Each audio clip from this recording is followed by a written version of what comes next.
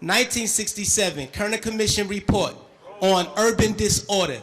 When black people said, yo, we're tired of this system. You know what I mean? This system is oppressing us. So we rebelled against the system. We burned things. We said, yo, we had enough. He did his little report on what caused these riots. He said, what caused these riots? He said it was young children who started these riots, and what was motivating them was a high self-esteem and an enhanced racial pride. He said the majority of the rioters were high school dropouts, but they had a higher political orientation than their peers who did not drop out. And they saw the system as their enemy, so they attacked it in the right circumstance. So, fast forward to 1992. Same thing. #1 record on the radio, we had Fight the Power. Fight the Power is on the radio. Rodney King gets beaten before the world. The black youth rebelled against the system. Again, they did it again. And why? What primed them? Positive hip hop. Primed them. Fight the Power, X-Clan, Brand Nubian. You had these groups out here who were pushing, who were politically orienting black kids in the right direction, giving them the proper prompters that they needed so that they can respond properly to oppression. All right? In 1967, when the riots happened, he saw that the self-esteem and the racial pride was fueling this. So he said, how do I bring that down so that they will not riot? And what he did, he flooded the airways with black exploitation movies. Nigga Charlie and the Return of Nigga Charlie. These were movies. Hip-hop didn't start calling people niggas. We had Shaft. We had Coffee. Black girl turned prostitute to do whatever. You know what I mean? But these black exploitation movies brought down the self-esteem and the racial pride so that the kids will not rebel against this system of oppression. 92, the racial pride was back in effect.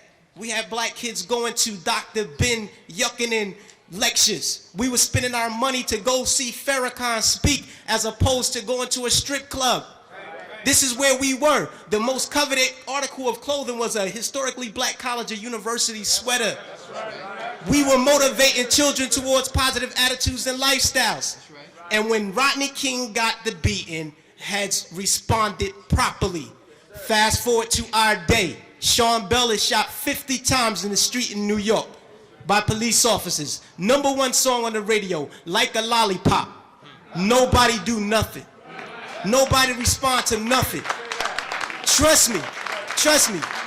Just like the brother, I believe it was JT, the bigger figure, who said that the label executives came to him and said, yo brother, we need you talking about guns and whores.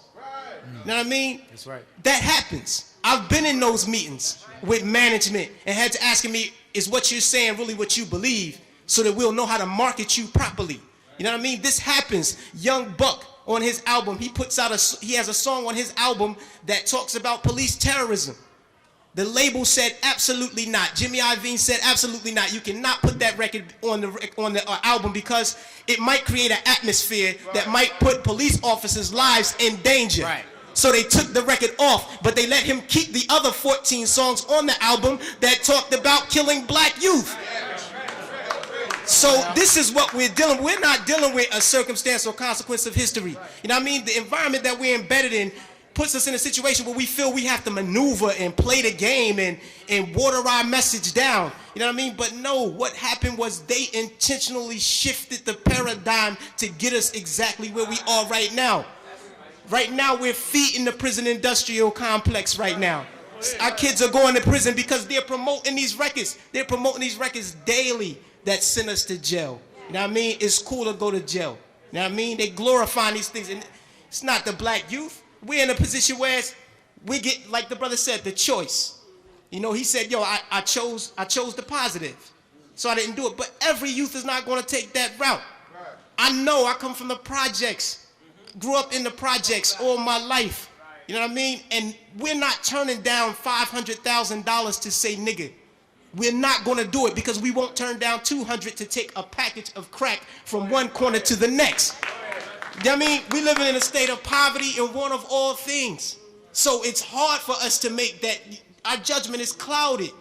And they knew that the judgment would be even more clouded if they took groups like X-Clan off the radio.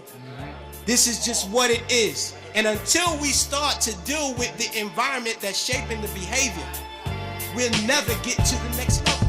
We have to confront that. Peace. This generation, these 15